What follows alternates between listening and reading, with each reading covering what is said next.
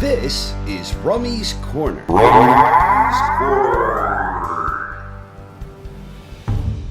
In a surprising announcement yesterday, unified WBA, IBF, WBO light heavyweight world champion Andre Ward retired from professional boxing. Ward is 33 years old and is widely viewed as the best pound-for-pound boxer in the world. Ward received his first shot at a major title in November 2009 when he squared off against WBA champion Mikkel Kessler. It was round one of the prestigious Super 6 Boxing Classic, and not only was Ward the underdog going in, but he was going up against the strong and talented Kessler, who was one of the big favorites to win the tournament. But Ward rose to the occasion. He dominated Kessler, and constantly had the champion befuddled by a brilliant blend of speed, skills, and ring smarts.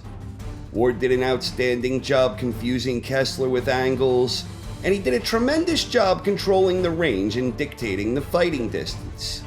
Ward commanded the rhythm of the fight, and he fought effectively whenever he picked his moments, regardless of whether he was at long range, mid-range, or in close quarters. The bout was stopped in the 11th due to a cut caused by an accidental headbutt. It went to the cards and Ward was awarded a technical unanimous decision, 98-92, 98-92, and 97-93. Ward defended his WBA super middleweight title in round 2 of the Super 6 against Alan Green, who was a late replacement for Jermaine Taylor. Ward dominated Green in one-sided fashion in an absolute masterclass of infighting prowess. Ward once again masterfully controlled the range, and he crowded Green and outclassed him on the inside. It was a unanimous decision for Ward, who pitched a 120-108 shutout on all 3 cards. At this point, Ward already qualified for the Super 6 semifinals, and he made a voluntary defense against Sakio Bika.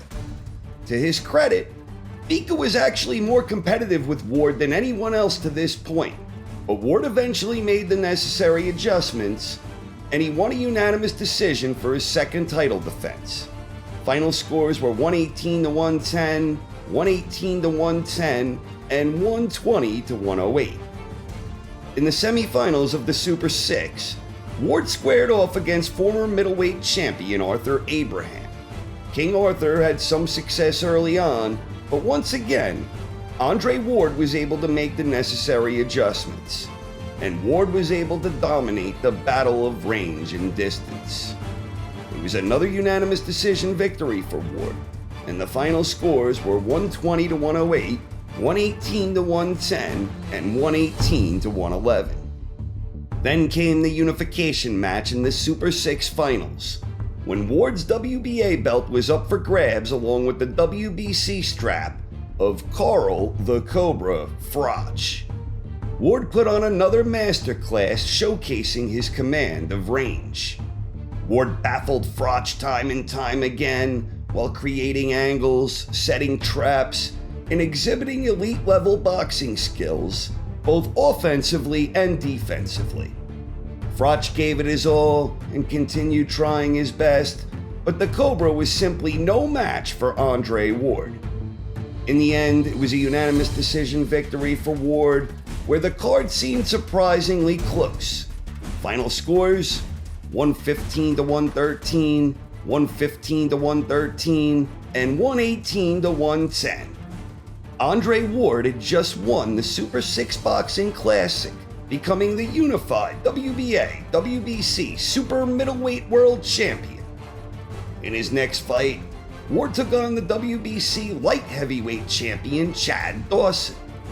The bout was contested at 168, and Ward's 2 belts were both on the line. The fight quickly turned into a complete and total mismatch. Ward dominated the contest, dropping Dawson multiple times in the process before Dawson had finally had enough. It was a 10th round technical knockout for Andre Ward. A year later, Ward defended his WBA title against Edwin Rodriguez. It was another dominant effort from Andre Ward. Rodriguez was trying to impose his size on Ward, but it didn't work. and Ward was the victor of another unanimous decision. This one was scored 118 to 106, 117 to 107, and 116 to 108. Ward wouldn't fight again for nearly 2 years after this because of promotional issues. When he finally made his return, it was in a catchweight bout against Paul Smith. Ward took care of business and shook off some ring rust, stopping the overmatched Smith in round 9. And then Ward had his first official bout at 175. It came against talented undefeated contender Sullivan Barrera. It was another dominant effort from Andre Ward. Barrera was down once in round 3, and Ward's ability to dominate the battle of the range was once again on full display. Ward was in complete control of the fight, and a frustrated Barrera was never allowed to find his rhythm. It was a unanimous decision win for Ward, 117 to 108, 119 to 109, and 117 to 109. Ward then had a final tune-up bout against Alexander Brand. It was another shutout victory for Ward, with all 3 judges scoring the bout 120 to 108. And then came the big showdown with the unified WBA, IBF, WBO light heavyweight world champion, S.O.G Kovalev. Kovalev was one of the most feared punches in all of boxing, and he displayed this early on when he dropped Ward with a crisp right-hand counter. But Ward persevered, and he exhibited incredible resolve by fighting his way back into the contest. It wound up being a terrific battle with 2 contrasting styles and many shifts in momentum. It was a close and competitive affair, and in the end, Andre Ward edged it out with a unanimous decision.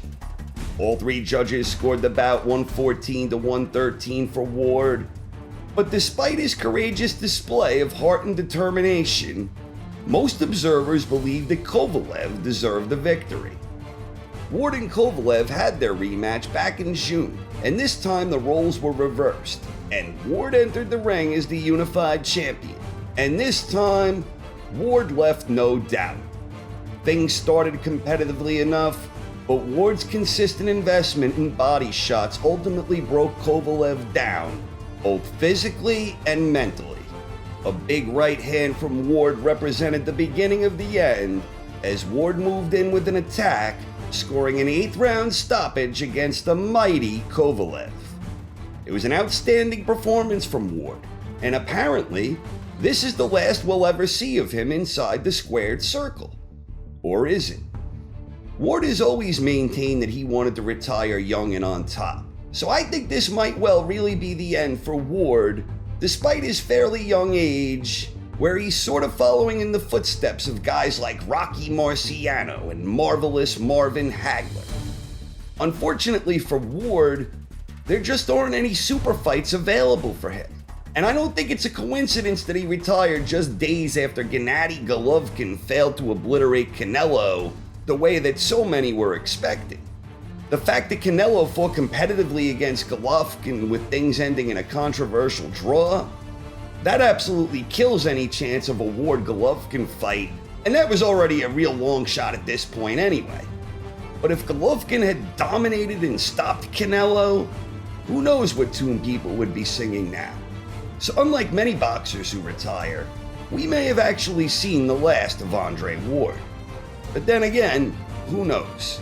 The landscape 18 to 24 months from now might change in such a way that maybe a lucrative opportunity will surface. Perhaps Ward may yet still get another offer he can't refuse. But if this is the end, Andre Ward had an outstanding career, and no doubt he's a future first ballot Hall of Famer. He was immensely talented, exceptionally smart inside the ring, and his heart and determination are proven commodities. Like any great boxer, Ward has his fair share of critics, detractors, and haters.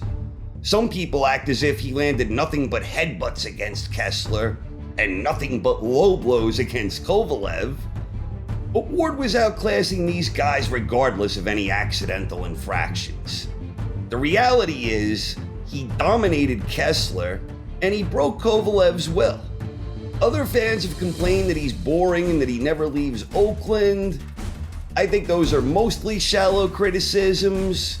Clever tacticians aren't for everyone, but for those of us who enjoy that style of fighter, few have done it better than Ward in the last 25 years. He's a master of his craft, even if his style isn't everybody's cup of tea.